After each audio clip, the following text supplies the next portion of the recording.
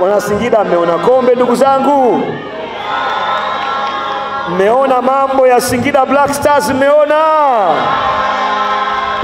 paredi la Singida Black Stars ambalo limefanyika hii leo hapa mkoani Singida, na mkuu wa mkoa wa Singida Mheshimiwa Halima Dendego ameweza kulipokea kombe la mabingwa wa Sekafa Afrika Mashariki na Kati ambao ni wana Kilemankundi Singida Black Stars.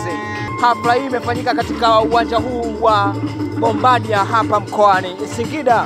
Hakika timu yetu ya Singida Black Stars imebeba na kutangaza vema jina la mkoa wa Singida. Imetupa heshima kubwa kitaifa na kimataifa. Kipekee napenda nitoe pongezi za dhati kwa niaba ya viongozi na wana Singida wote kwa ushindi na kutwaa ubingwa wa kombe la Sekafa au kama tulivyolizoea kombe la Kagame. Kwa kweli niwaambie wale wenzangu wa Dar es Salaam, wananchi mpo? Wananchi mpo? Simba mpo? Jamani, Singida Black Stars inakuja kupindua meza. Uwezo huo tunao, nia tunayo, na sababu tunayo, na vijana wetu wameonyesha umahiri mkubwa sana. Kwa hiyo sisi tunaenda kuandika alama nyingine kwamba makombe sasa yanaacha kukaa Dar es Salaam, yanahamia katikati mwa Tanzania, Singida. Mheshimiwa mgeni rasmi, kweli kabisa na mimi nionyeshe furaha yangu leo kombe hili kuwa ndani ya ardhi ya mamangu hapa Singida.